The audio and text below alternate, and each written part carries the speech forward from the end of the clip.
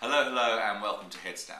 My name's Christopher Tubbs, and today I have part 3 in my multi-part extravaganza that is my interview with Mr. Robert Owens. Now, if you don't know Robert Owens, he is, in summary, I guess, the most famous male voice in dance music. And today we talk about everything from the Paradise Garage to the Music Box to the Warehouse. Essentially, his experiences in the most famous clubs in history. And it's really interesting.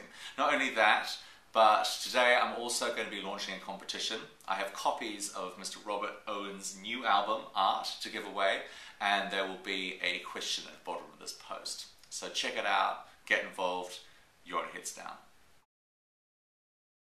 In terms of clubbing, in terms of going out and dancing, you know, did you do that a lot? Did you just go out and listen to DJs and just hit the dance floor and do it? I think I went to probably the key clubs, like when the Warehouse and Music Box and all of that came in. That was like my regular home.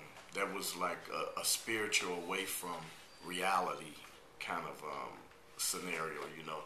A lot of people, you went there to escape any kind of mental thing that you were dealing with throughout the week. Within the family environment, work environment, that was escapism for probably everyone that was there. In those early days, you had your set clubs that you just went to, and everybody it was like a big family unit. You bounced between probably the Music Box and the Warehouse, and they were they almost rivals in a way. But they were very different, weren't they? Yeah, one was more kind of militant, and one was more kind of fashion stoosh. And that was the Warehouse, was the more, yeah. And I'd say from Ron Hardy and that kind of clique was more of a militant, tough kind of thing, you know. But even though it was a rivalry situation, it was still a love between the two of them. So people would bounce back and forth. And in the end, overall, it was still the same crowd, but you just drew a different attitude almost being in one from the other. And it was a good mix of the straight and gay all mixed in together, which was the other thing that was unique, because you didn't get that in a lot of the other clubs where you can mix this whole collage of people in together. Why do you think that was? Because that seems, considering what at the time it was historically, that seems amazing to me.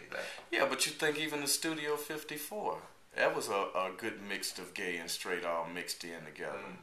You know, so it was like, and it just showed the deep-seatedly a lot of society aspired to that kind of environment, but a lot of people, probably because of their personal environment, home, family environments, they couldn't escape to get out to that kind of environment and openly. I've heard stories in the Music Box, you know, and there really are stories kind of almost feel like myths now, because there's so, apart from a couple of, you know, hissy recordings, there's very little, you know, archived photographs or history, especially for Ron Hardy. It's hardly anything. It's like 2 photos out there, you know. Yeah, because he was like, it wasn't about showing off and me. It's about me delivering. He didn't have time for all of his photos and all of that. Half of the tapes probably, it wasn't about that. It was about this physical presence, connection between me and you right now. Yeah.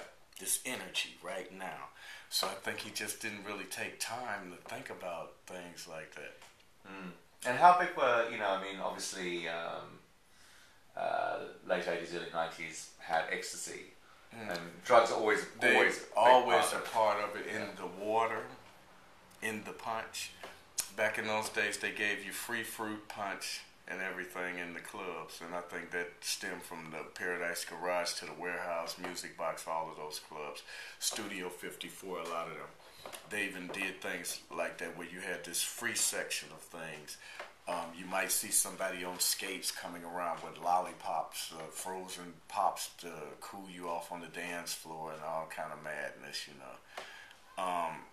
But within those environments, it was also people dropping, and the staff dropping tabs of acid in the water and ecstasy, etc. And I remember just getting higher and higher one night, and I kept drinking the water. It's nice. Like getting higher and higher, and like, oh, the music really sounds good tonight. I was like loving it. It's like, oh, fool, there's some acid in that water. It's like, oh. It's like, but it just made everything euphoric and felt better, you know. That love drug, you know, even the ecstasy and stuff. And, you know, people can say, oh, this is horrible, it's horrible. But once you know, you have a choice. You know, and you can't use things that can be conveyed as negative as crutches in life, you know. You find out, you're aware, and then you have a choice. You don't have to drink that water. You don't have to complain about it, you know. But once you knew, it was like, oh, okay, I'm almost living by the punch bowl. And then straight to the dance floor, and I'm cool. 2 glasses, and I'm up there on the floor, and I'm dancing where they almost carrying me out. It's been many nights friends that caught a cramp in my leg, and they had to carry me upstairs and just set me down, and they went back to dancing. And then you just set up on that next floor, and you ended up talking with people you ain't never knew in the party, and you know, it's a whole nother environment, conversation environment that was amazing, and you met amazing characters just in that environment. So it was all over about enjoying the situation. With anything, it's about balance. You find balance and you enjoy the moment, and you look at everything by choice. You don't have to choose to step into an environment and then complain about it and use it as a crutch. You can step out of that and just look at the environment and look at the people within the environment and how they react and still enjoy yourself. I've been in there completely sober and dancing from another light and had an amazing time. So in every situation, it was always about me enjoying myself and never looking at whatever was going on as negative. People, etc. as negative. By choice, that person chooses to be how they are and what they are, and that's their life. I have no right to judge you or be opinionated about your life. Robert Owens, thank you so much. Oh, thank you. Coming on Heads Down, really appreciate it. Yeah, thank you. All the best with your album. It's thank you. Awesome. Thank you. Okay, my last little drink down, and then I'm going to be on my way to write these couple tracks, huh?